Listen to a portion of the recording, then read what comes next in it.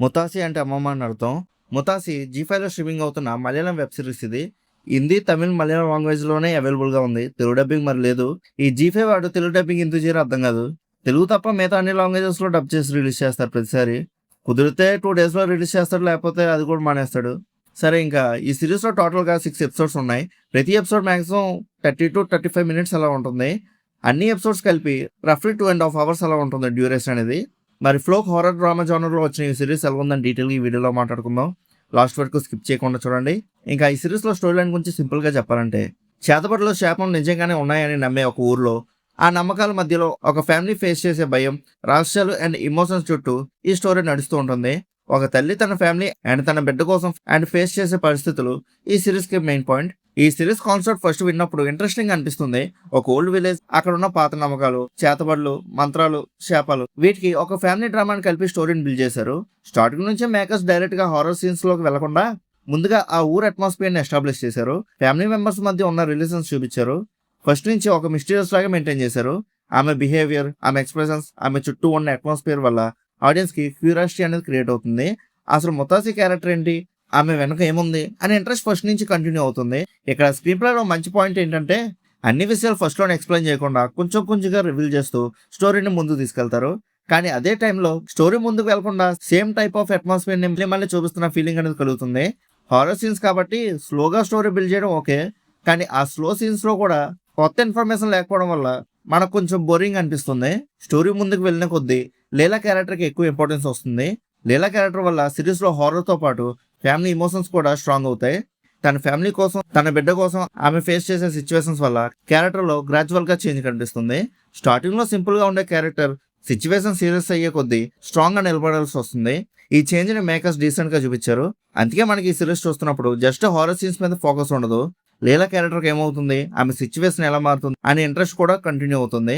రాజన్ ఒక సైడ్ తన అమ్మ, ఇంకో సైడ్ తన భార్య మధ్యలో ఇరుక్కుపోయి ఉంటాడు. ఎవరి మాట వినాలో, ఎవరికి సపోర్ట్ చేయాలో తెలియని సిచ్యువేషన్ లో ఉంటాడు. ఈ సిచ్యువేషన్ చాలా ఇంట్రెస్టింగ్ గా ఉండొచ్చు, కానీ ఆ కాన్ఫ్లిక్ట్ ని స్క్రీన్ ప్లే లో ఇంకా డీప్ గా యూస్ చేసి ఉంటే ఫ్యామిలీ డ్రామాకి ఇంకా మంచి వెయిటేజ్ వచ్చేది. ఇప్పుడు హారర్ గురించి మాట్లాడుకుంటే, ముతాసి ఫుల్ గా జంప్ స్కేర్ మీద డిపెండ్ అయ్యే సిరీస్ కాదు. Mostly atmosphere, characters, old beliefs and mysterious horror feel తో క్రియేట్ చేయడానికి ట్రై చేశారు. కొన్ని సీన్స్ లో ఇది బాగా వర్కౌట్ అయింది. ఎస్పెషల్లీ ముతాసి స్క్రీన్ మీద ఉన్న ప్రతి సీన్ లో టెన్షన్ ఆటోమేటిక్ గా క్రియేట్ అవుతుంది. ఆమె ఏం చేస్తుందో అని వెయిట్ చేయడం కూడా కొన్ని సీన్స్ లో హారర్ లాగా ఫీల్ వస్తుంది. ఇది సిరీస్ కి బిగ్గెస్ట్ ప్లస్ పాయింట్ లో ఒకటి. కానీ హారర్ ఇంటెన్సిటీ సిరీస్ మొత్తం ఒకే లెవెల్లో ఉండదు. కొన్ని సీన్స్ లో ఎఫెక్టివ్ గా ఉంటే, కొన్ని సీన్స్ లో యావరేజ్ గా పాస్ అయిపోతాయి. ఫ్లోక్ హారర్ కాన్సెప్ట్ కూడా చాలా ఇంట్రెస్టింగ్ గా ఉంటుంది.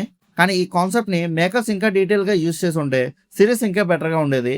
ఊరి నమ్మకాలు, చేతబడుల మీద ఉన్న నమ్మకం, ఆ నమ్మకాల వల్ల ఫ్యామిలీ మీద చూపించే ఎఫెక్ట్స్, వీటిని ఇంకా డీప్ గా ఎక్స్ప్లోర్ చేయడానికి చాలా స్కోప్ ఉంది.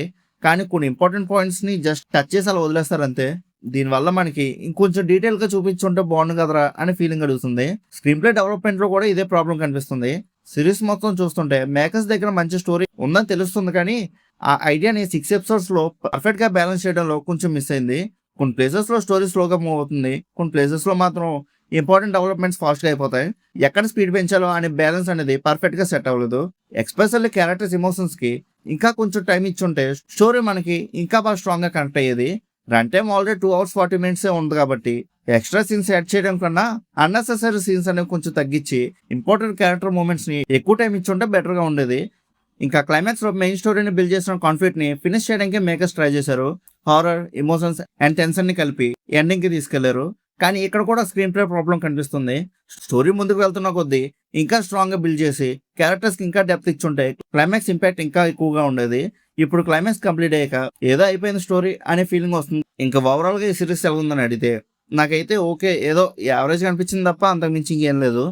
ఒకవేళ మీరు ఆల్రెడీ సిరీస్ చూస్తుంటే మీకు ఎలా అనిపించిందో కింద కామెంట్ సెక్షన్ లో చెప్పండి.